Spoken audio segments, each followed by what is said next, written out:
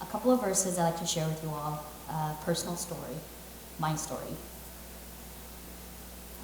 The Lord is close to the brokenhearted. Psalm 34:18. I felt my baby kicking as I was sitting on the cold bathroom floor. Through a thick fog of smoke, I saw a disfigured face looking back at me from the doorknob. Sitting there, I hated her. Sitting there, I hated myself. I couldn't stand myself because I knew I was going to grab my pipe and continue using. To say it was the darkest time in my life, when putting it lightly. There is no word worthy of describing the place of darkness and emptiness that I put myself in. The memory of not knowing I was going to live another day without the drug was terrifying. My addiction had complete control over me, and that right there is the power of addiction. My name is Rhia, and I'm a recovering addict. My drug of choice, crystal meth. March 28th, 2016, my sobriety date. The life I was living with my partner was filled with addictive and destructive behavior. It was damaging our children. In February 2016, Child Protection intervened in our home. They took all 6 of our kids, placed them in foster care with my sister, and left us to deal with ourselves. About a month later, once I realized that my partner was not ready for recovery, I had to make the effort to continue forward on my own. The very thought of walking a journey of recovery alone scared me down to my very core. To be so sure of the correct path that I needed to take to get my kids back, yet so unsure of how I was going to get there, left me lost and broken. It was only then did I realize that I couldn't do it alone.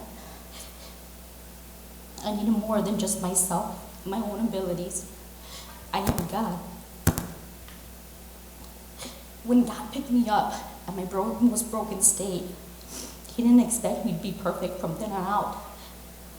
He picked me up on that cold bathroom floor.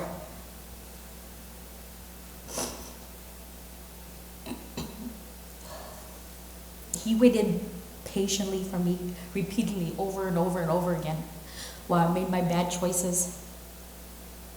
It wasn't until Monday, March 28th of 2016, that I finally saw a glimpse of His greatness. The typical 6 to 8 week process of getting a bed in inpatient care happened in one afternoon for me. Growing up in a shaman household and only having heard of His mercy and love, it was unbelievable to see, let alone see it be for me. After much reflection, it wasn't that He finally revealed Himself to me. It was that I was finally listening and trusting in Him.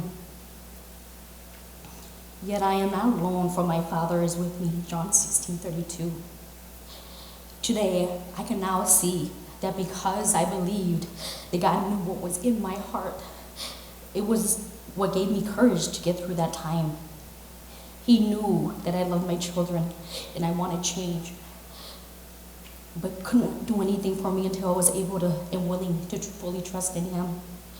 When my addiction proved to everybody I was a lost cause, the comfort of knowing that He knew who I was pulled me past the darkest of days. Through His guidance and now with my willingness to listen, I am being molded into the woman He made me to be. To remember that I was gracefully broken simply humbles me. I now know that I have strength because it is in His strength I lean to.